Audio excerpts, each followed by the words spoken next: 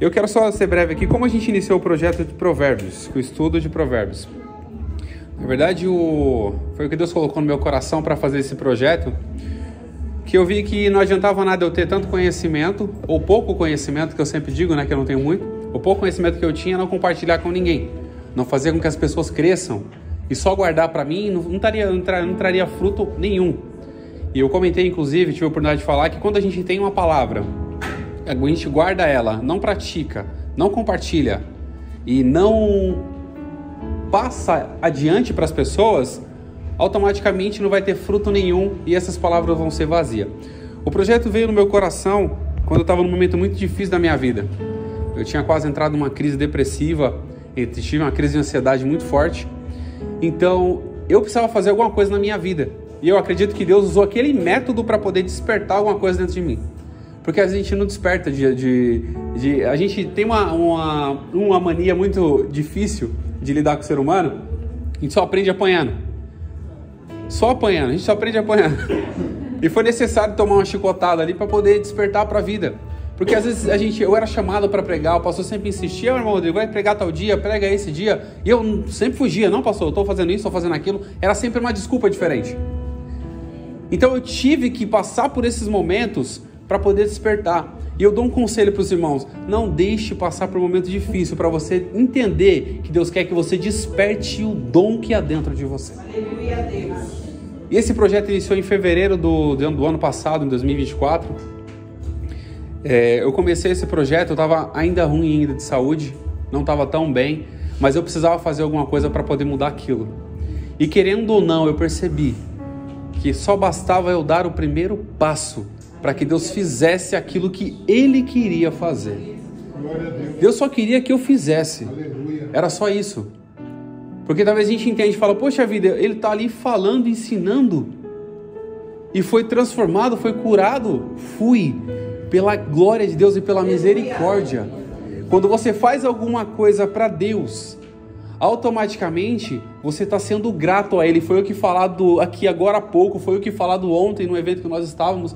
A gratidão, Deus ama pessoas gratas. Então quando você obedece, é um sinal que você está sendo grato a Deus, e Ele vai retribuir pela misericórdia dEle. E foi o que Ele retribuiu.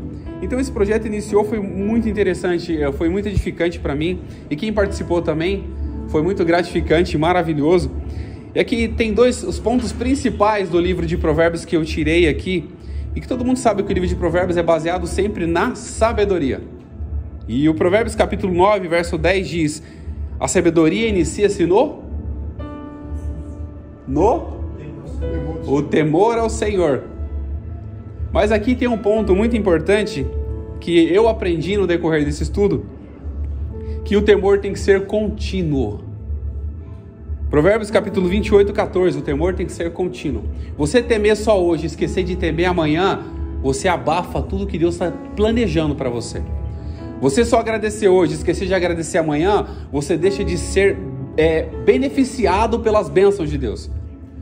Então esse livro foi tão gratificante para mim poder falar sobre ele, compartilhar um pouco e aprender também, que a gente aprende muito. A gente aprende falando, a gente aprende ouvindo, a gente compartilha. Eu falo que eu não sou um professor, eu sou um compartilhador de conhecimento. E da mesma forma que eu compartilho conhecimento, eu acrescento na vida de alguém. E quando alguém compartilha conhecimento, acrescenta na minha vida também. E eu volto a dizer, quando a gente compartilha uns com os outros, nós crescemos juntos. E ninguém é mais importante, nem mais inteligente, nem melhor do que ninguém.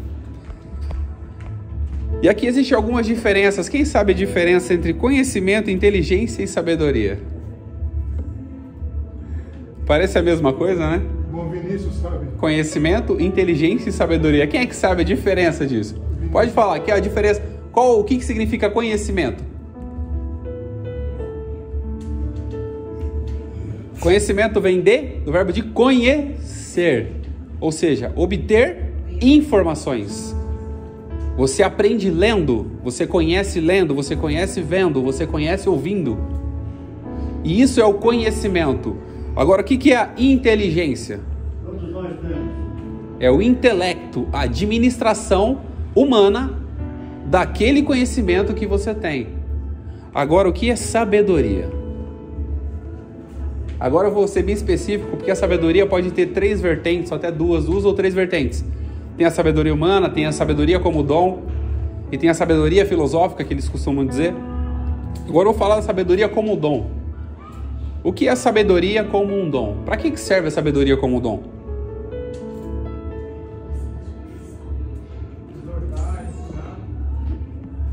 A sabedoria como um dom é a capacidade de analisar profundamente o conhecimento, a inteligência e colocá-los de acordo com a vontade de Deus. Esse é a sabedoria como um dom. E a sabedoria é um dom? Sério? Vocês têm certeza? Eu deixei uma pulga atrás da orelha, né? Tiago, no capítulo 1, verso 5 diz: ora, se alguém de vós tem falta de sabedoria, peça a quem? A Deus. Mas você só pedir e não temer, você vai ter sabedoria?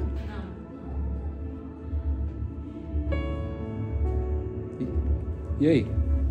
Glória a Deus. Se você só pedir para Deus sabedoria e não temer, porque se você pede sabedoria para usar para qualquer outra coisa, se não for para o benefício de crescimento seu e das outras pessoas, vai ser apenas um saber comum e não um dom.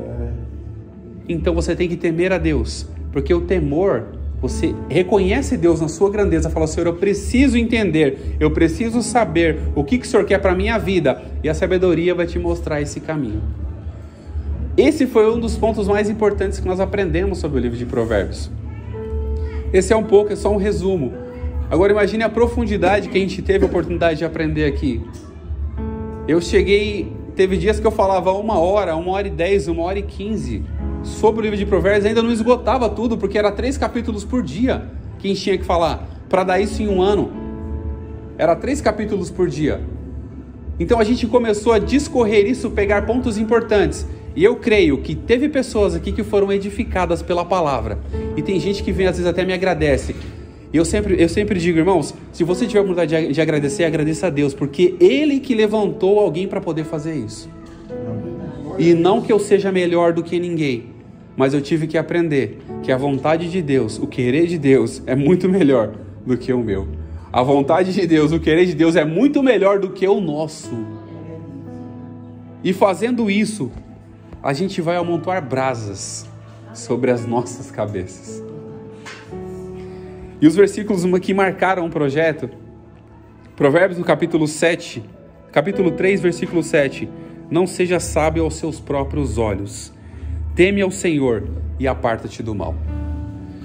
Provérbios capítulo 11, verso 14. Quando não há sábia direção, ou quando não há conselhos sábios, o povo cai, o povo perece. Mas na multidão de conselhos há segurança. Provérbios capítulo 12, verso 25. A ansiedade no coração do homem e da mulher deixa-os abatidos, mas uma boa palavra, eu vou repetir, uma boa palavra o alegra. Para você ver a importância da palavra, do poder da palavra de Deus nas nossas vidas. Provérbios capítulo 16, verso 9. O coração do homem propõe o seu caminho, mas o Senhor dirige os passos.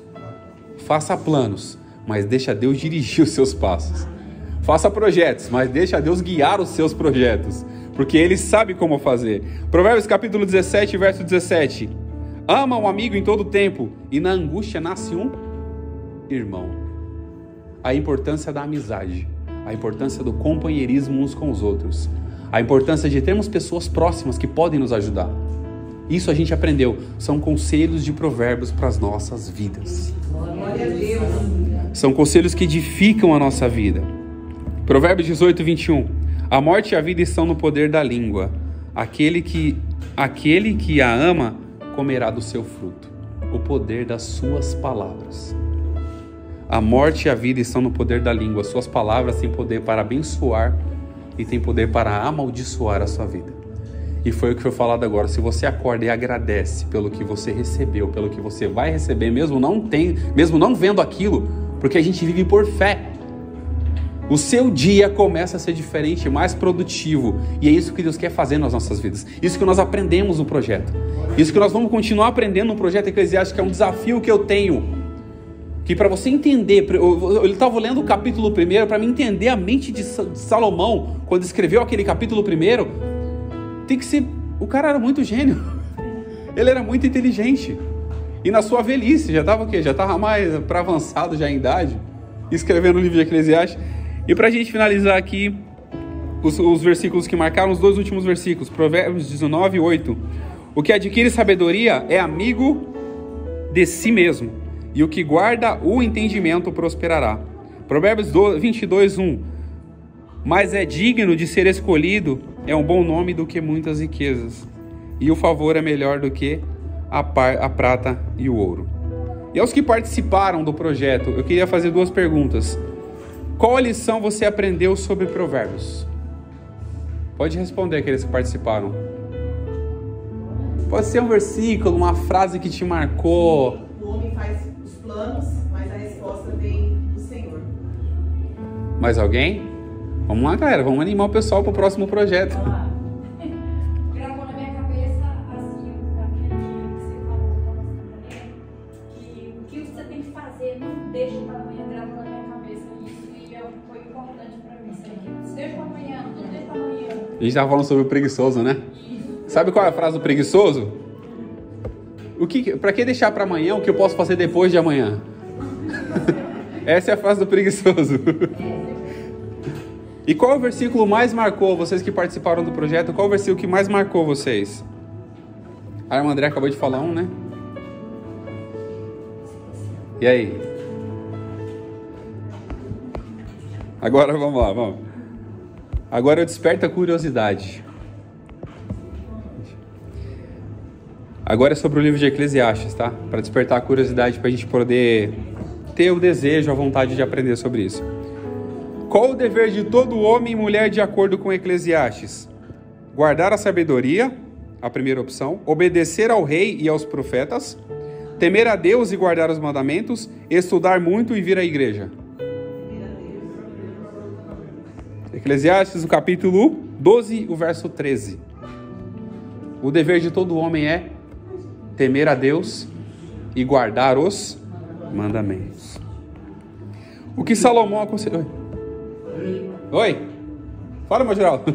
Eclesiastes, a conclusão, eu acho muito importante. A gente vai falar sobre ele, vai ser bem legal. A gente até ampliou um pouco o horário, para a gente poder chegar um pouco mais cedo, orar, para a gente ter um pouquinho mais de tempo para poder falar e compartilhar conhecimento, e vai ser muito importante. Agora o próximo aqui, desperta curiosidade. O que Salomão aconselha sobre falar com Deus? Ser apressado em falar para ser respondido rápido? Falar demais até Deus ouvir? Não se precipitar em falar pouco ou ficar em silêncio? Essa deixou um pouco atrás da orelha, tá vendo? É a letra C. A terceira opção, Eclesiastes capítulo 5, verso 2. Não seja precipitado falar e fale pouco. Agora o próximo desperta curiosidade. Segundo Salomão, o que Deus faz com o que lhe agrada? Primeira opção, dá trabalho para conquistar as coisas. A segunda, dá prosperidade financeira e bens. Dá muitas provas para testar a fé. E dá sabedoria, conhecimento e alegria. Muito bem. Está em Eclesiastes capítulo 2 e verso 26. Aquele a quem Deus se agrada, ele dá sabedoria, conhecimento e alegria. Eita, fechou aqui, calma aí. Agora Agora o próximo. Como Salomão se descreve no livro de Eclesiastes? Daqui acho que quem estava na escola dominical vai saber, que eu dei um spoiler sem querer. Como Salomão se descreve a si mesmo no livro de Eclesiastes? Uma pessoa sábia, o rei de Jerusalém, o pastor ou um pregador? Muito bem. Eclesiastes capítulo 1 e verso 1. Ele se apresenta como pregador, filho de Davi, rei em Jerusalém. Agora o próximo aqui. Segundo Salomão, o que não pode faltar na vida do homem? A felicidade e riquezas, bênção e alegria, paz e prosperidades, vestes brancas e unção sobre a cabeça. O que não pode faltar no ser humano é não sejam alvas suas vestes e nunca falte o óleo sobre a sua cabeça. E para a gente finalizar, o nosso próximo projeto será o projeto Coelete, que nada mais é do que traduzido é Eclesiastes. E Eclesiastes significa o pregador, o mensageiro. E para a gente finalizar, vou deixar uma frase aqui que diz o seguinte: a palavra guardada para nada serve, mas quando examinada, praticada e compartilhada, ela gera frutos.